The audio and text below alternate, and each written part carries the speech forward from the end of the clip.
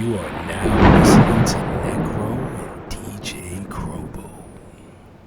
High sodium content. Stand clear of the closing doors, please.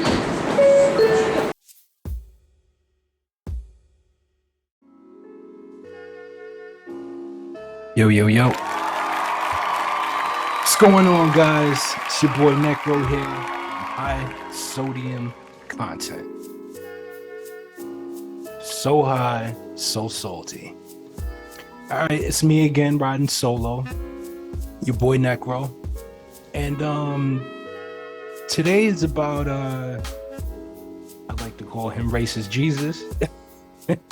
Because that's who he looks like. But we're gonna look at this TikTok video and we're gonna break it down step by step, bit by bit, and just kind of dismantle this guy's just asinine argument. But without further ado, let's just dive into this. I gotta see this.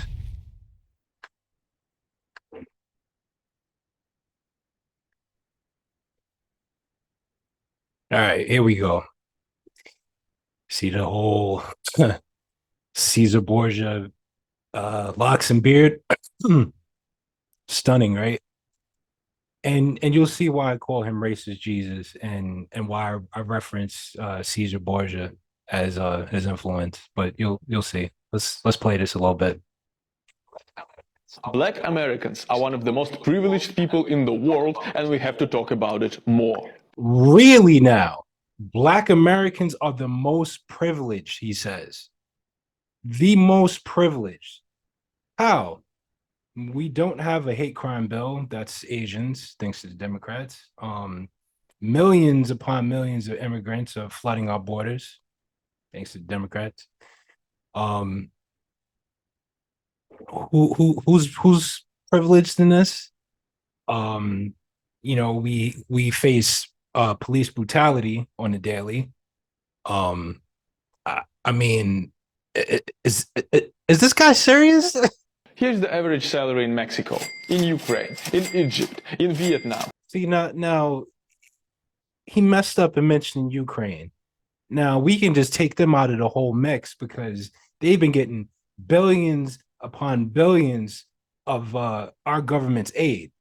So if that's the biggest welfare recipient right now, it's Ukraine. I digress. All big countries with huge economies from different continents. And here is average welfare check in USA. You see the difference?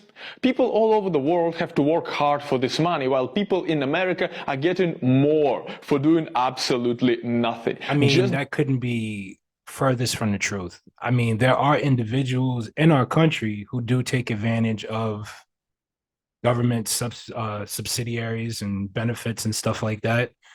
But saying that it's totally black folks is totally incorrect. If you take a gander over here on, checkyourfact.com, simple Google search, it says that whites make up the largest share of those receiving food stamps, 36%, and Medicaid, 43%. Hispanics comprise the largest ethnic group to receive temporary assistance for needy families, 37%. Verdict is true. Whites make up the largest share of food stamps and Medicaid recipients, but as a share of the U.S. population, they utilize proportionally less than other ethnic groups.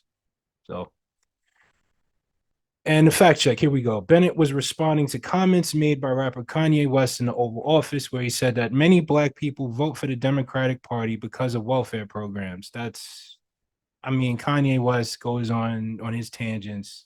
I mean, he probably liked this guy, but, he has mental problems. And although a majority, 87%, voted for the Biden-Harris administration, that's not what a majority of us want or are on. In fact, I'm against programs like that because it stifles growth. I believe if you lean on somebody for a crutch, you'll never be able to do for yourself. Never ever. And I think those programs for a lot of individuals just, as we seen during the pandemic 2020, a lot of people, made more money just staying at home, and that's a testament to how poor our economic system is and how underdeveloped it is, because inflation should match the salary, or the salary should match inflation, I should say, rather. you know as we see now, salaries are going lower and staying stagnant, and you have the government deliberating on whether uh you know the minimum wage should be $15, and that's barely scratching the surface right now with anything in this country. But again, this guy's an idiot, you know but that's a little tidbit. You know and Black Americans are right behind that. We're in that group too. There's a lot of Pookies and Ray Rays and stuff that take advantage of the system. I'm not gonna disagree with that. But to say that it's just Black Americans, you're an asshole. Forgive my language. Let's go back.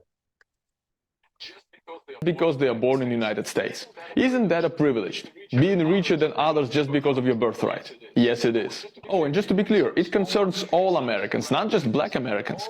All Americans are privileged as hell. Oh, so now he mentions all Americans are privileged as hell. I think what he means is say that a majority of white Americans are privileged as hell.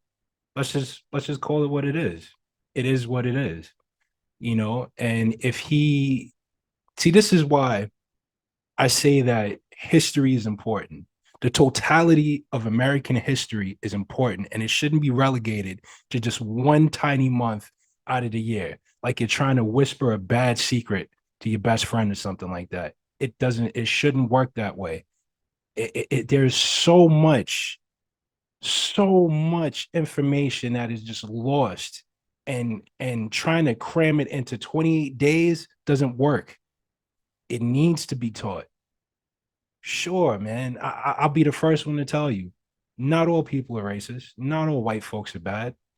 No, man. I know a handful of good individuals, but individuals, individuals, that's the key word, individuals. As a whole in this country, a majority of y'all are racist, and just because you don't wear a Klan hood, or you don't walk around with burning tiki torches, doesn't mean you're not racist. You might have racist sentiments. The fact being that you don't think this group of Black Americans deserve reparations. That's racist in its nature. That's racist in its nature. If you knew your history, your American history, all of our history, American history, you would know that the things that happened to Black Americans in this country didn't end at slavery. You have after slavery, you have Reconstruction, you have segregation, redlining, Tuskegee experiments. You have all these vile things that this government has done under the guise of white supremacy. The countless massacres of Black towns, the loss is, I mean, it's astronomical. The things that were lost, property, towns confiscated and stolen without recompense. There's been no compensation since we got here. So to say that, oh, slavery was so long ago, its reparations doesn't end at slavery, because there's been no attempt at repair. You see, you take a group, right? You enslave them. You tell them that they're less than a person. The 3/5 compromise, which basically said that Black folks are less than human, only 3/5 of a person. I mean, even saying that out loud is absurd. It's insane to even mention something like that. But this is what this country thought of these human beings. You're nothing. You're 3/5 of a person. Then they enact slave codes. Show me your papers, your freedom papers, which is very much what these Karens do right now. Oh, show me some ID. Prove to me that you live here. Prove to me that you're supposed to be in this area that I'm in. It all derives from that. There's no closing the book on this. It is America's greatest original sin. And until recompense is made, nothing is going to change in this country. The country won't get better. There'll be civil unrest. I believe Dr. King said it best that rioting is the language of the unheard. So when you see cities and everything being torn down, it's the language of the unheard. You need to do what's right. But let's continue.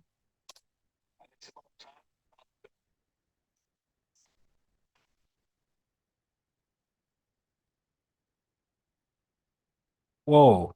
Now I know this guy isn't mentioned in Harlem. As we know, since the the late 90s, early 2000s, Harlem is gentrified, heavily gentrified. It's not the Harlem of yesteryear, the Harlem Renaissance place. No, it's not. It's heavily gentrified. And the grandmas and grandpas of old year, they're being pushed out. So you can miss me with Harlem being no. And complaining about not being able to get out of the ghetto, while some Middle Eastern refugee has to smuggle. Whoa. Okay. Let's address that. So he mentions not being able to get out of the ghetto, but if again, American history, no, it shouldn't just be called Black history. It should be called the totality of American history, because he would know that there was something called redlining. Yes, where literally there were city plans that outlined where Black people lived and didn't let those people get housing loans and stuff like that, and relegated these people to these so-called ghettos. The ghettos were created. We didn't create the ghettos. In fact, um, a lot of Black Americans were trying to get homes, still trying to get homes, and often get denied for loans because of the color of our skin. So, sir, you have no idea what you're talking about. You sound like a complete fool. Let's continue.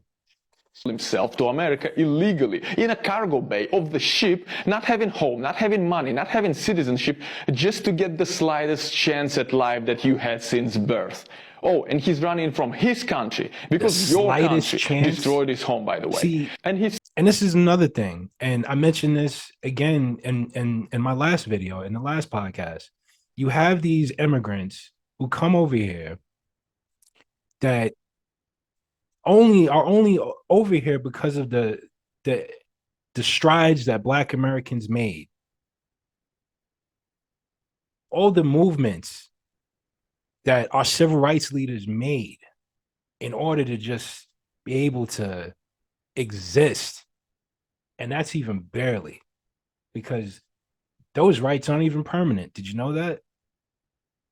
The Senate has to vote on those rights, I think, every few years.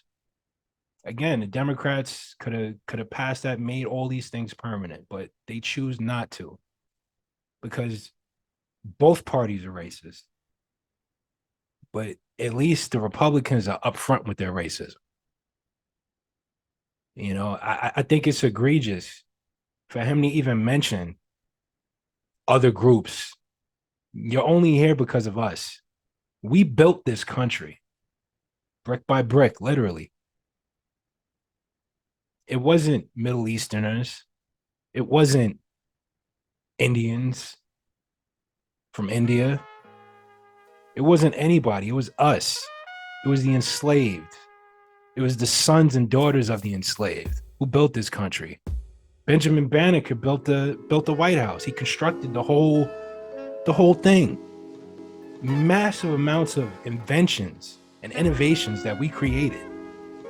There wouldn't be open heart surgery today if it wasn't for the strides of Black Americans. Mm-mm-mm. Mm-mm-mm. It's crazy. It's crazy that people would be able to have a platform to talk so negatively and make such falsehoods about the strides of Black Americans. And he should be ashamed of himself for coming on here with such faulty rhetoric. This guy's a clown. Still somehow manages to open up his own business so he can provide for his kids. Well, and you can't get out of the right ghetto about really. that. The U.S. Man, does go in and destabilize countries. We know that. Look at what the Biden-Harris administration are trying to do to Uganda. They're trying to push. They're creating. Many African countries don't believe in LGBTQ laws. You know, they don't believe in it. It's not conducive to the growth of society. You know, it stifles human population. If you want to be frank about it, you know, and they find it immoral, and that's their country, and they can create whatever laws they want. But the U.S. will try and create sanctions to shut up those African countries and try and impose these ideals, which again are not conducive to these societies. But they won't do it to Saudi Arabia, who has even stricter laws. The same thing. I digress. Maybe take a subway. And please, don't give me that excuse about America being racist. Here's the list of richest households in the United States by ethnicity. He said maybe White take a people subway. He was so ignorant. This is the most ignorant person I've ever seen. And I'm being nice. I'm being nice today. You know, I'm being nice on this episode. Because there's a lot more vitriol and a lot more vile things I'd like to say about this individual. You know, because he's so smug and thinks that, you know, what he's saying is the end all to the conversation. And it's just the beginning. Because, sir, you have no idea what you're talking about. No idea. You have no idea how we get denied loans to start businesses. Sure, you know, I will say that we need to come together like Voltron. I'm gonna keep saying this. I'm gonna keep saying this on this podcast. We need to connect like Voltron. We need to support our brothers and sisters. This is the end game. We're facing Thanos. We're facing everybody. All fronts. All fronts. Kang, everybody. Everybody's coming out of the woodworks for us. There is no black and brown coalition. There is just black. There's just us. We need to support each other. Now so more than ever. are not even in top 5. It's Indians, Filipinos, Taiwanese, Sri Lankan, Japanese, and then some. How could they all be so prosperous if the country is so racist? Look. Because they have a vested interest, sir. They have a vested interest. They come over here, some legally or illegally, and they take advantage of the system. That's all. And a lot of them, because they're white adjacent, are allowed to have these businesses. Let me say it again, allowed to have these businesses. So you can miss me with that. And a lot of them still have ties to their homeland, which many of them fund and pool their money together and start these businesses and stuff like that. Unfortunately, for many Black Americans, that's very difficult. And it's not difficult because nobody wants to do it or doesn't have the know-how. What are you even talking about? America is literally the least racist country in the world. Can you name any other dominantly white country that had black president for 2 terms in a row? No, you can't. And again, if you knew American history and the devilment that the white supremacist has done, there's no way in hell you can make that statement. There's no way. I'll give you one example because I don't want to turn this into a long history lesson in a lecture. But look at the town of Rosewood. No, no, let's not even. Yeah. Let's look at Rosewood, right? There's actually a movie, so a lot of you guys can watch it. But Rosewood basically started. It was a black town. It was prosperous. Again, the whole pull yourself up by your bootstraps. Black America's been on that. We've been on that. We're survivors. We'll be here before and after everything is over. You can't get rid of us. Mm-mm. But again, with Rosewood, it was a prosperous town. Long story short, I believe a white woman said that she was raped and she was having an affair with with a black man. And lo and behold, riots happened, burned the whole town down, hangings, lynchings, killings, dismemberments. Did you know that when they lynched a black man, they would take souvenirs of his body and put it in formaldehyde jars as a trophy? Like you see those big buffalo heads, when you go into like one of those fancy steakhouses or something like that, the big steer head, the skull. They would do that. This country isn't racist, isn't founded on racist principles. Like I said, there were times where where people were considered property. I wouldn't even have a platform to speak on had things not changed. So again, this man does not know what he's talking about. Tulsa, Oklahoma. Look at that, Black Wall Street. How many great inventions or advancements were lost because of those racist idiots? Miss me on that. This is a racist country. And the fact that you refuse to acknowledge that, you're part of the problem. This guy is a horrible human being. And I use human being very loosely because he's more akin to garbage. But let's continue. I can guarantee you the rest of the world is actually racist as hell. You live in the paradise of political correctness. Oh, and it might seem so like he I'm talking mentions to Black Obama, Americans. right? Oh, so that absolves us of all racism. There we go. We had a half black president. Great.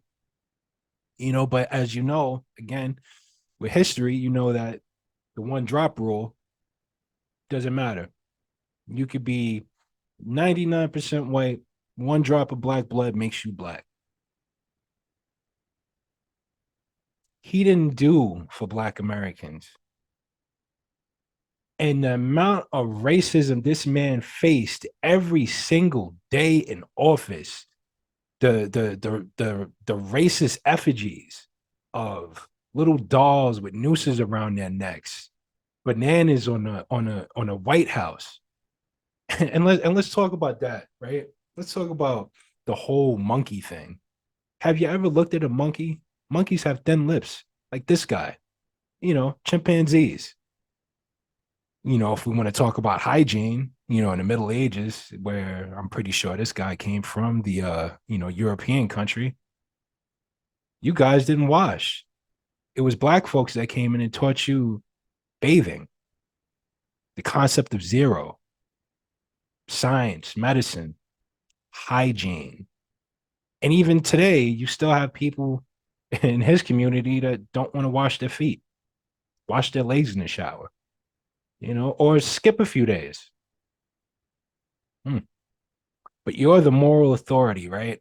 You're the supreme, right? Here, but I'm not. I know that majority of Black Americans don't even care about it all. I'm talking to crazy Americans. I'm talking to Americans who actually believe that their country is some racist, villainous hellhole that oppresses people. It's not. Look, your country is all right, I promise. So yeah, you had slavery. Who didn't? Now really, tell me, who didn't? It does. I mean, even the rest of the world sees that. If I could find a video, I'll put it in post edit. But there was a video of the president of the Philippines. I think it was 2015 to 2016. It can happen. It happens in America. They're shooting the blacks there. It shows on TV. It shows on TV. What's the difference between America and the Philippines? Nothing. So what is surprising here is surprising to us. We see policemen they're shooting a black guy there. How many times had it happened in the past? That's why you have the violent demonstration. So, would it surprise you and me? Almost the same. One case only, 3 cases here. So what? It involves the same principle. Say, for every 1 black there dead, you have about 5 here. And so, does it make this world more livable because there is less killing? When you shoot a black there dead, what is that? Is that not appalling? When you bomb Syria and Iraq and you kill communities and you kill children and old people and hospital, what is it? And why is it that United States is not doing anything? I do not read anybody in that stupid body complaining about the stench there of that. Look at the iconic boy that was taken out from the rubble. And he was made to sit in the ambulance, and we saw it. So what's the difference? Life of a criminal, or maybe he was really rubbed out. We cannot discount it. But what do you think that the Americans did to the black people there? Is that not rubbing out also? I say, well, it was just one community there, one state of America. Well, but you have there about 10. Shout out to the African Diaspora News Network for posting that. But basically, I forget the guy's name. Is it President Duarte? I don't know, but it was a Filipino. It was a president of the Philippines, and he basically said that, and I'm paraphrasing. He said that basically the U.S. has no leg to stand on when they talk about human rights violations. They're the biggest human rights violator to ever exist in our modern day, I'd say. In our modern day, you destabilize countries. You treat your own citizens like second-class citizens because of skin color. You maintain racist laws. There's still antebellum racist laws still in the books. Basically, what is it, the 13th Amendment or 14th Amendment, that if you go to jail, you're basically a slave? Make slavery legal? Excuse me. That's ridiculous. That's ridiculous. So you have racists in your country, and who doesn't? No, really, name a single country without racists. I'll wait. Stop focusing on yourself so much. This is destructive, narcissistic. So, and here's another argument that a lot of white supremacists make. Well, there was slavery all over the world. I mean, are we supposed to get reparations from Rome? Listen, the thing that makes the U.S. so unique in their slavery is that it was chattel slavery. You were always considered property. If I had children, they would be property. If they had children, they would be property. And all the way into perpetuity. There is no end. Oh, but there were Irish slaves too. They were indentured servants. So meaning that they had a period of time where they performed those duties and they were free. This was not the same for Black Americans. Like I said, Black Americans were considered not even human beings. I mean, we saw it in the Dred Scott case. 3/5 compromise. None of this. This guy didn't research any of this. Tendency that destroys your country. You have two kind of whack jobs in USA. First kind thinks that you can invade any other country in the world because you force of good. No, and it doesn't. Another kind thinks that you... No, it doesn't. Because our plight is not heard, and it's made to be It's made to be trivialized like it's nothing. Meanwhile, all the other groups talk about their plights all the time. Nobody ever tells a Jewish person, stop talking about the Holocaust so much. That was decades ago. Hitler's gone. Get over it. Nobody says that. Nobody says to the Asian Americans, oh man, that thing with COVID, that was BS. And in fact, it was. Look at how the Democrats demonized Black Americans there. They put it on a loop, and once they got that bill signed, that hate crime bill signed, you stop hearing about it. It went away like a fart in the wind. Well, bye-bye. So no.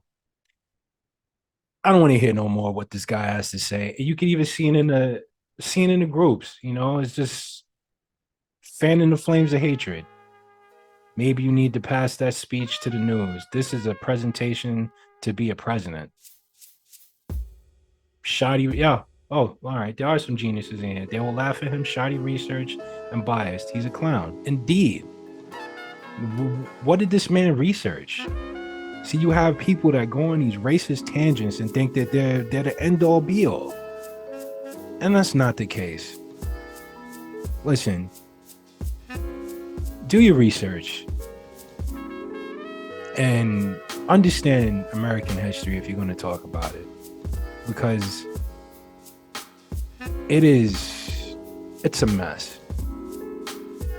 Sure, there were good achievements, there were great people that came out of it. There were awesome people. John Brown, one of them, white guy, fought ardently against racism and slavery.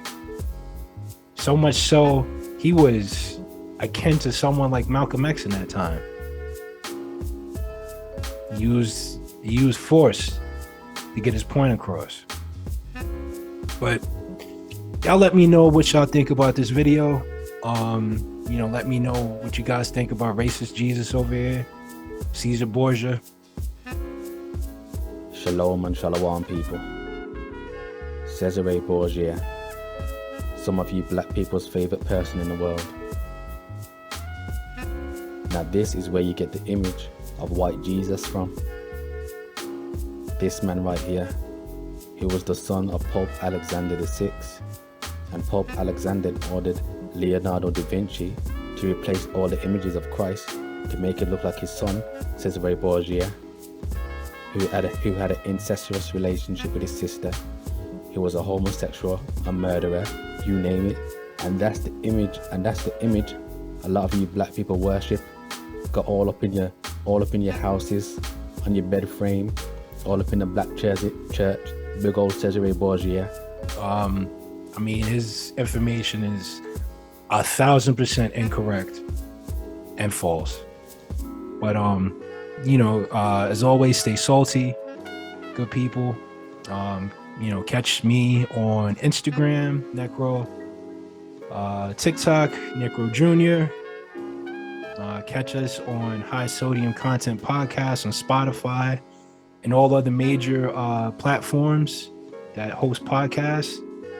And as always, stay salty, good people. Stay truthful. Peace. We out here. What? Go to school and get a good education. Stop all that gang, man. You not from the hood.